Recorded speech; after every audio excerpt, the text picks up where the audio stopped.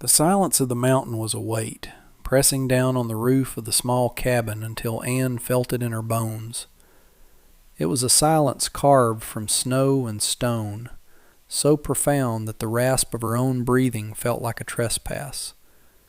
Outside, the world was a stark etching of white and gray. The pines bowed under heavy coats of ice, their branches groaning a low, mournful song that only the deepest cold could compose. Inside, the fire in the stone hearth was her only companion, a sputtering heart of orange in the gloom. It threw dancing shadows across the rough-hewn walls, shadows that twisted and writhed like the memories she could never quite escape. She moved through the single room with a quiet, practiced economy, her steps muffled on the worn floorboards. The fabric of her dress, a cheongsam the color of a dying ember, was thin and frayed at the hem and collar. It was a ghost of a garment from a ghost of a life, its silk clinging to her slender frame, a stark, lonely flag of color in the monochrome world she now inhabited. The dress had been for celebrations, for a life filled with noise and people and the warm press of a hand in hers. Now it was just what she had, a memory she wore like a second skin. Her days were a ritual of survival. She would check her snares, haul water from the hole she kept open in the frozen creek, and spend hours feeding the insatiable fire. Grief had hollowed her out, leaving behind a creature of instinct and routine.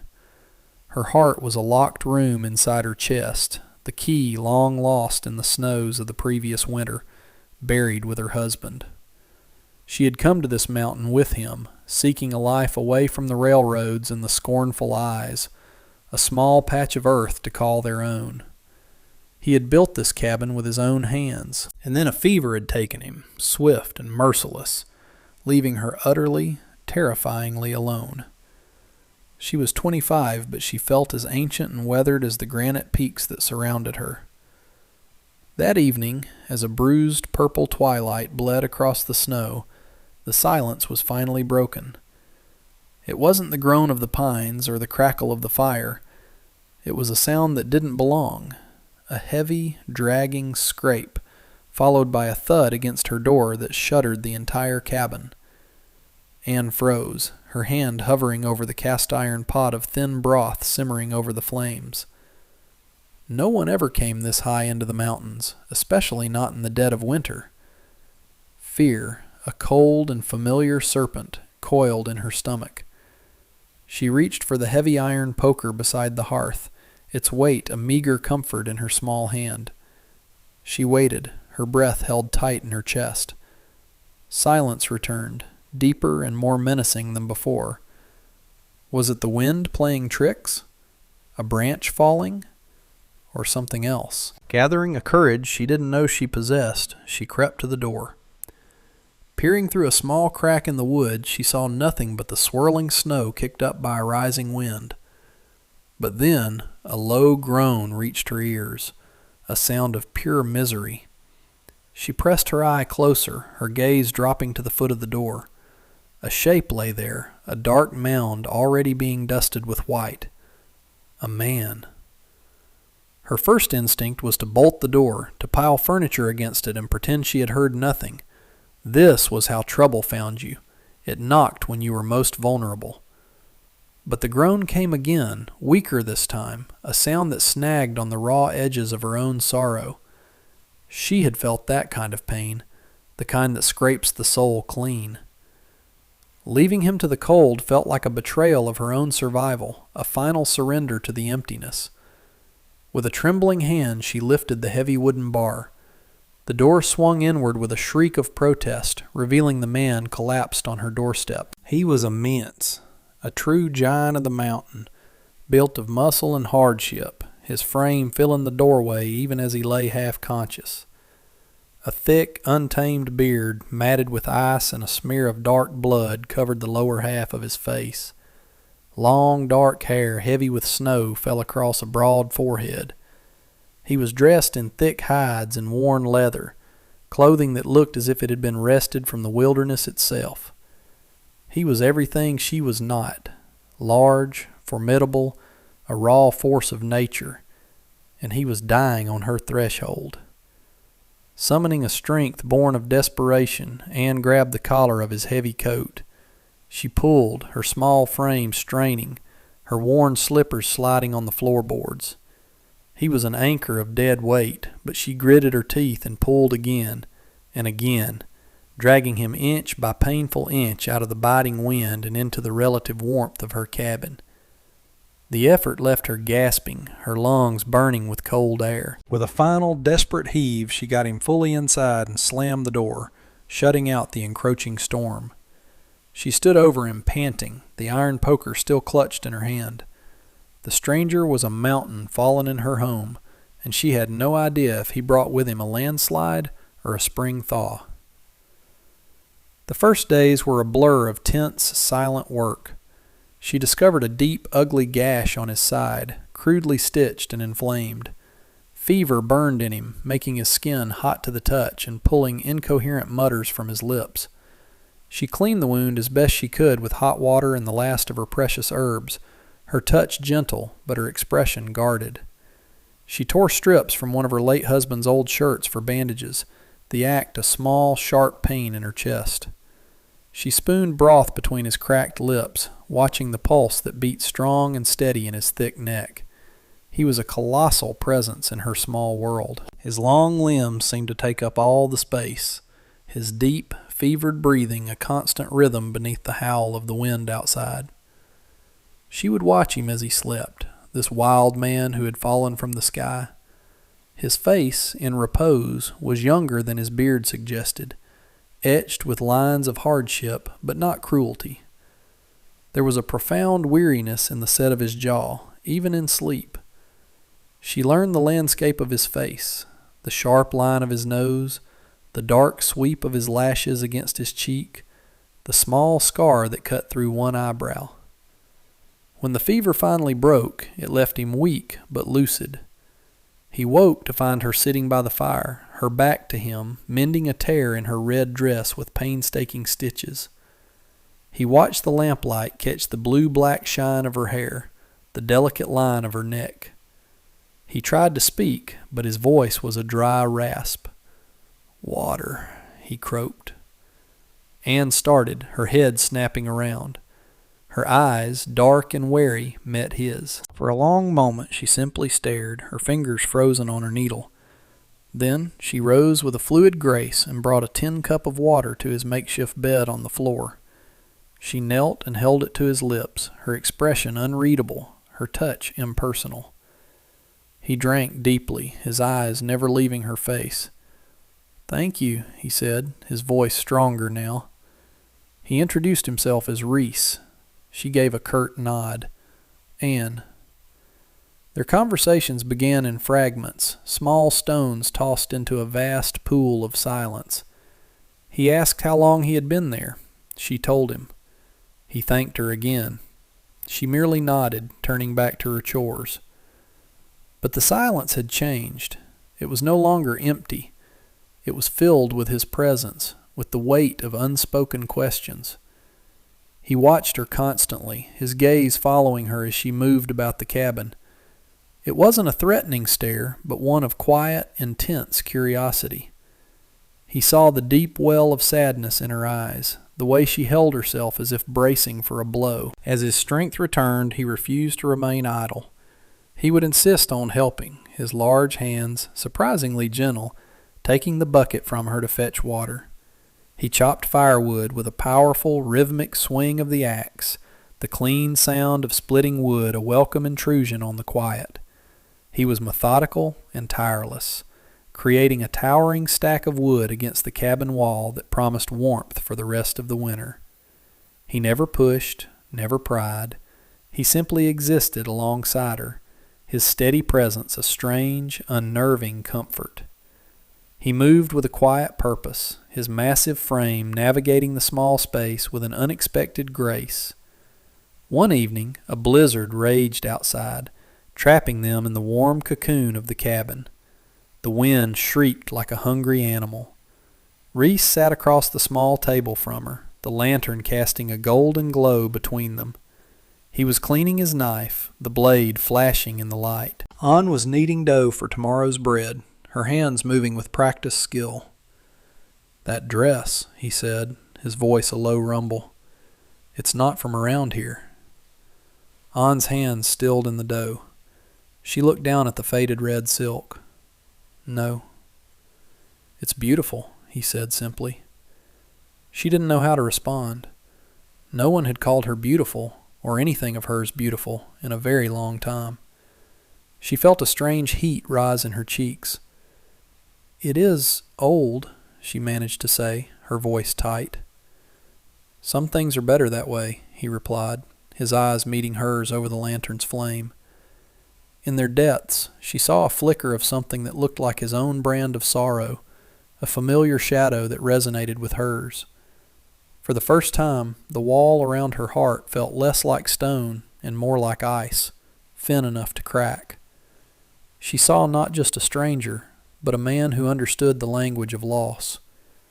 A small, tentative warmth began to spread through her, a warmth that had nothing to do with the fire. The routines they built became a quiet language of their own. He would rise before her, stoking the fire so the cabin was warm when she woke. She would leave a hot cup of tea for him on the hearth. They ate their sparse meals together, the silence between them now comfortable, punctuated by small observations about the weather or the deer tracks he'd seen near the creek. He never spoke of where he had come from, or of the wound that had nearly killed him, and she never spoke of the man who had built this cabin, the ghost who still sat at their table. But their pasts were there, two unseen guests in the small room. Reese's nightmares were the only window into his darkness. He would cry out in his sleep, guttural sounds of anger and fear, his powerful body thrashing against the blankets. On the first night it happened, Anne had rushed to his side, thinking his fever had returned. She had placed a cool cloth on his forehead, murmuring soft, meaningless words in a language he didn't understand, the same words she had once used to soothe her husband. He had quieted under her touch, his hand reaching out in his sleep to grip hers, his hold surprisingly gentle, desperate. After that, when the nightmares came, she would simply sit near him in the darkness until they passed, her presence a silent vigil. One afternoon, while he was outside splitting logs, she found a small, leather-bound book that had fallen from his pack. It was a book of sketches, and her fingers trembled as she opened it. The pages were filled with stunningly detailed drawings of landscapes, animals, and faces. But the faces were what held her. They were hard-faced men with cold eyes, their expressions captured with a few brutal strokes of charcoal. These were not the faces of friends. They were the faces of hunters, of predators. On the last page was a drawing of a woman, her face obscured by shadow, but the terror in her posture was palpable. Anne closed the book, a cold dread seeping into her. The danger he carried was not just a memory. It felt like a living thing. That evening the air in the cabin was thick with unspoken tension. He knew she had seen the book. She could feel his gaze on her, heavy with a silent apology. "They'll be looking for me," he said finally, his voice low and flat. He was staring into the fire, but she knew he was seeing the faces from his book. "The snows won't hold them forever." "Who are they?" she asked, her voice barely a whisper. He turned to look at her, his expression grim. "Men I used to ride with. We parted ways. They believe I have something that belongs to them." "Do you?" He shook his head slowly. "What I have is a conscience. They don't have much use for that." He looked at her then, his eyes filled with a raw, painful honesty. "I've done things I'm not proud of, Anne. Lived a life you wouldn't understand." "I understand survival," she said softly, and in that moment the distance between them collapsed. They were two survivors, marked by different fires, but scarred all the same. He reached across the small space between them, his calloused fingers gently touching her cheek. His touch was warm, hesitant, a question she didn't know how to answer. It sent a jolt through her, a current of feeling so long dormant she had forgotten its existence. She didn't pull away. A week later, the thaw began. Water dripped from the eaves, a relentless ticking clock. Reese grew restless, his eyes constantly scanning the tree line from the cabin's single window. The fragile peace they had built was melting with the snow. "I have to go," he said one morning, his voice heavy with regret. "If they find me here, they won't leave you be." Anne's heart clenched. The thought of the silence returning, the vast, empty silence, was unbearable. The cabin had become a home again with him in it. His presence had pushed the ghosts into the corners. Without him, they would reclaim the space. "Where will you go?" she asked, her voice betraying a tremor she couldn't control. "North. Draw them away. I can lose them in the high passes." He stepped closer to her, his sheer size seeming to shrink the room. He reached out, his hand hovering near her arm before he let it drop. The restraint in the gesture was more intimate than any touch. "I'll come back," he swore. "When it's safe. I promise." She wanted to believe him, but she had heard promises whispered in this cabin before, promises that had turned to dust. She simply nodded, her throat too tight for words. She watched him pack his meager belongings, her gaze fixed on the strong column of his neck, the broad expanse of his back. She wanted to ask him to stay, to tell him she was more afraid of the loneliness than of his faceless enemies, but the words wouldn't come. Her fear of attachment was an old, stubborn wall. He stood at the door, turning back to look at her one last time. The morning light framed him, making him a dark silhouette against the bright snow. "Stay safe, Anne," he said, his voice thick with emotion. Then he was gone. The door closed with a soft click, and the silence rushed in, heavier and more suffocating than ever before. The cabin felt cavernous, and the fire seemed to cast less warmth. She stood in the middle of the room, wrapping her arms around herself, the faded red silk of her dress a cold comfort against her skin. He had taken the quiet strength of his presence with him, and all the ghosts came rushing back to fill the void. The days that followed were an exercise in hollow routine.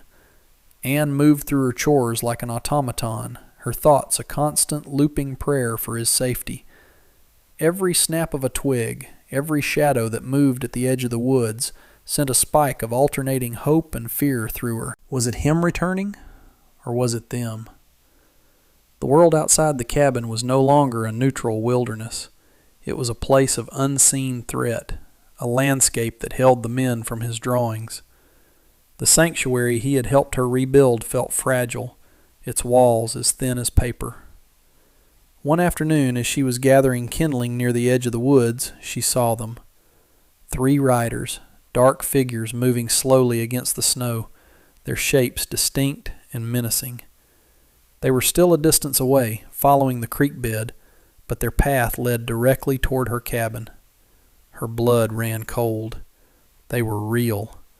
The hard-faced men from his book were real, and they were coming. Panic seized her for a moment, a wild urge to run, to disappear into the forest. But this was her home, the only thing she had left. A different instinct took over, the stubborn, quiet resilience that had kept her alive this long. She would not run. She hurried back inside, her heart hammering against her ribs. She barred the door and shuttered the small window, plunging the cabin into near darkness, save for the low glow of the fire.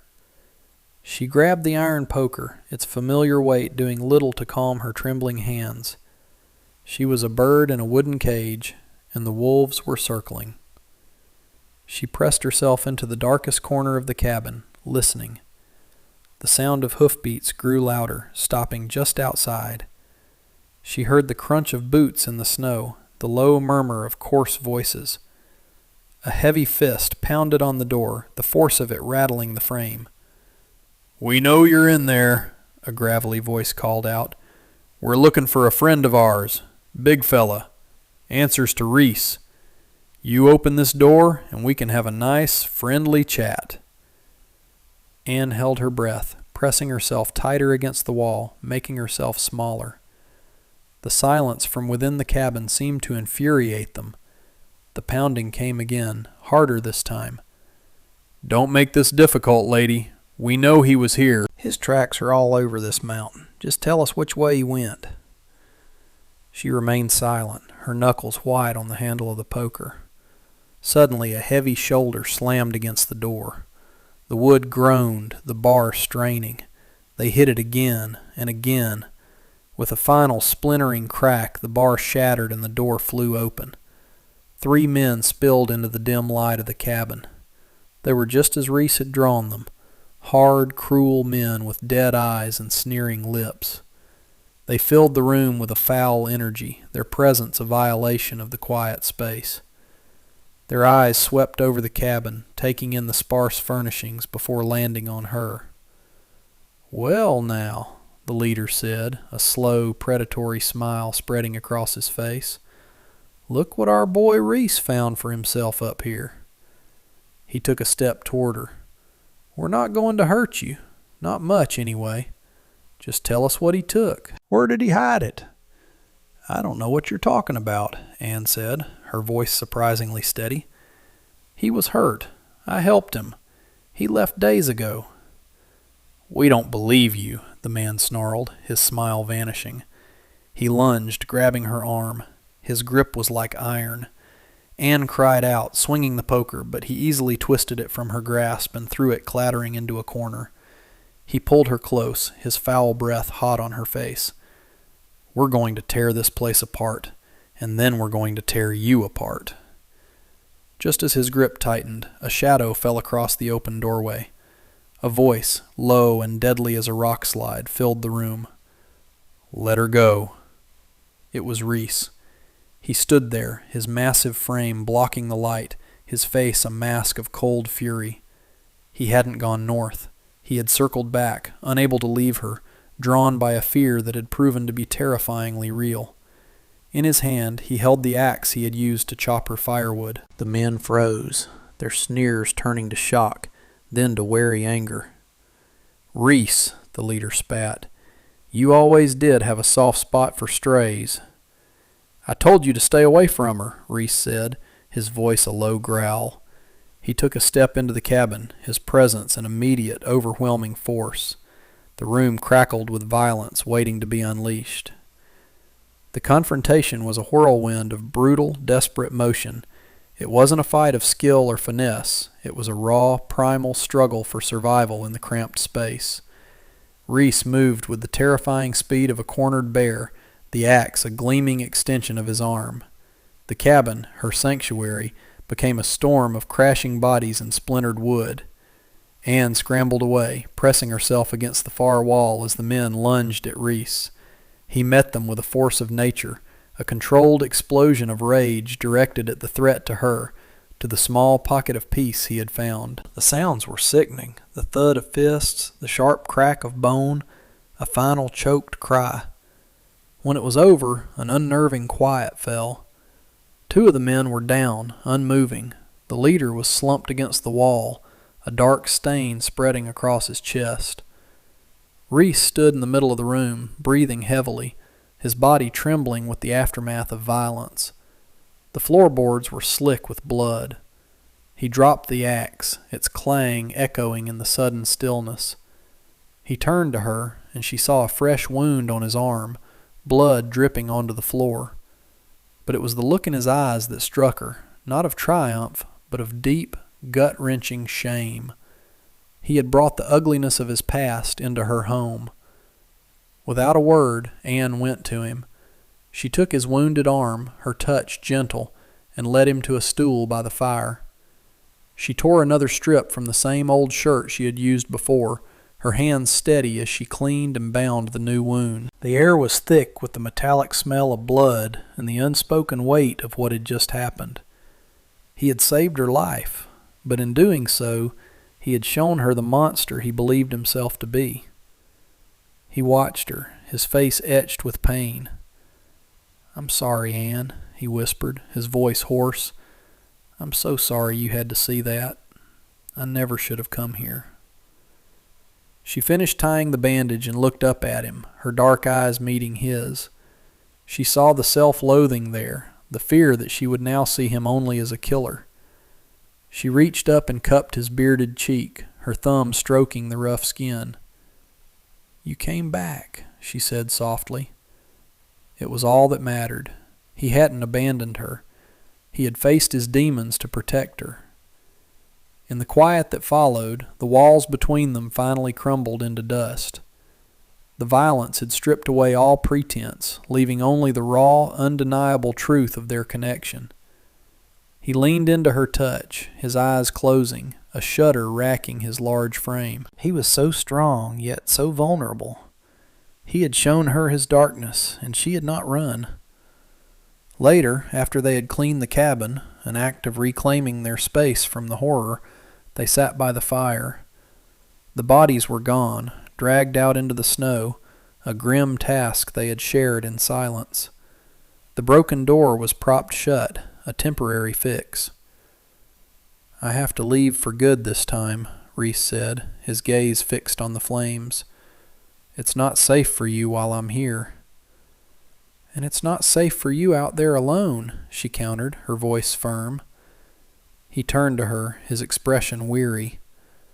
"Anne, this is my life.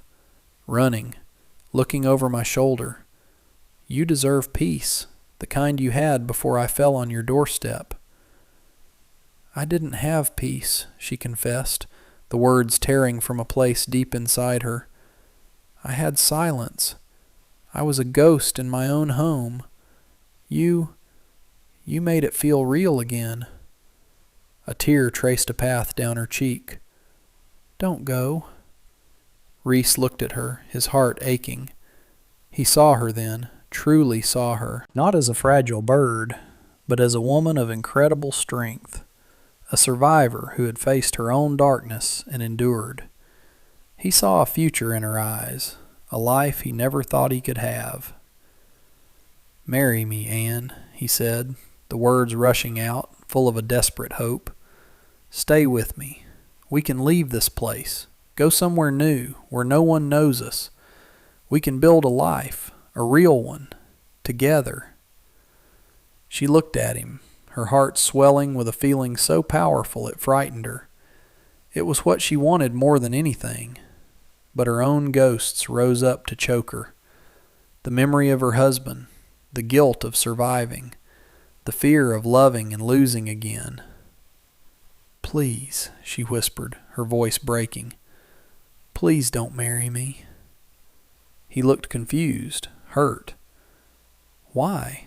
I love you, Anne." "Because I am a ruin," she said, the words tumbling out. "Everything I touch turns to sorrow. My husband died in this room. I am haunted, Reese. I will only bring you bad fortune. I cannot bear to lose anyone else. I cannot bear for you to be burdened by a ghost." He moved from his stool, kneeling before her on the hearth. He took both of her hands in his large, warm palms completely enveloping hers. He looked directly into her eyes, his gaze unwavering, full of a fierce, protective love. "Look at me," he commanded softly.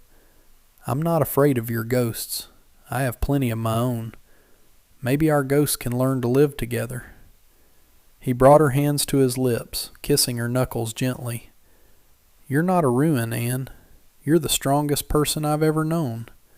You're not bad fortune. You're the best fortune I've ever had. You didn't just save my life. You gave me one." He leaned in, his face close to hers, his breath warm. "Let me love you," he murmured. "Let me help you carry the sorrow, and you can help me carry mine." And then he kissed her. It was a kiss that was both tender and desperate, a sealing of a pact. It wasn't a fairy tale kiss, but one of grit and survival and the profound relief of being truly seen. It tasted of wood smoke and tears and the promise of a new dawn. She melted into him, her hands coming up to tangle in his long hair, kissing him back with all the pent-up longing and fear and hope she had kept locked away. When they finally broke apart, they rested their foreheads together, breathing the same air. The fire crackled, the cabin was warm, and for the first time it felt completely, utterly safe. "Marry me," he whispered again, not as a question, but as a statement of fact, a beginning. This time she didn't hesitate. A small, watery smile touched her lips. "Yes," she breathed. "Yes." Outside, the first light of morning was breaking over the snow-covered peaks, painting the world in soft shades of rose and gold. The storm had passed.